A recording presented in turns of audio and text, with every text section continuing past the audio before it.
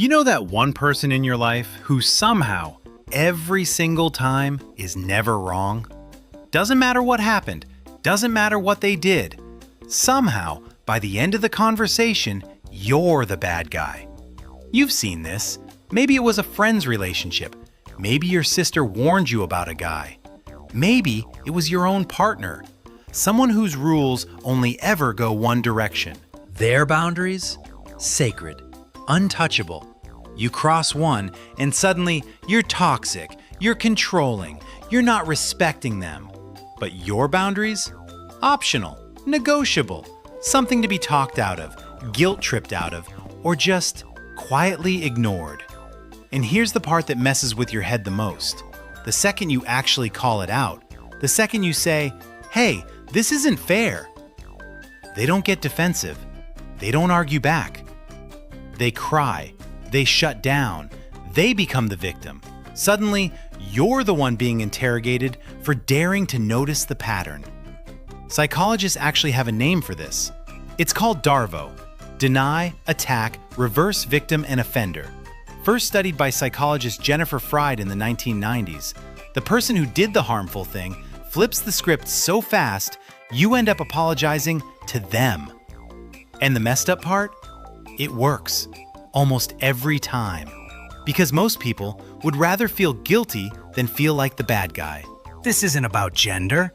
This isn't about who's really equal or not. This is about one specific type of person. The kind who wants all the benefits of a relationship and none of the accountability. They want respect, but won't give it. They want space, but won't give you any. They want you to trust them completely, while they trust you conditionally. Research on manipulation tactics, like the work of psychologist George Simon on covert manipulators, shows this exact pattern. It's not random. It's not just how they are. It's a strategy, whether they're fully conscious of it or not. And the scary part is, it usually doesn't start big. It starts small.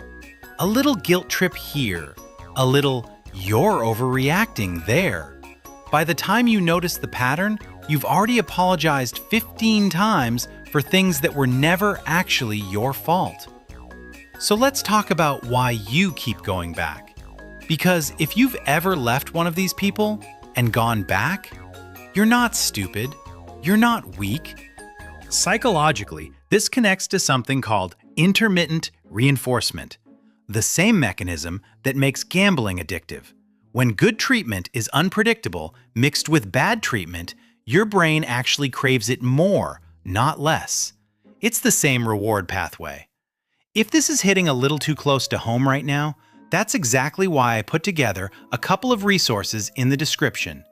Real research, not just my opinion, stuff that actually explains why these patterns hook us so hard, and how people break free from them for good. Here's the thing nobody tells you though. Going back doesn't fix it. It never has. The behavior doesn't change because you gave another chance.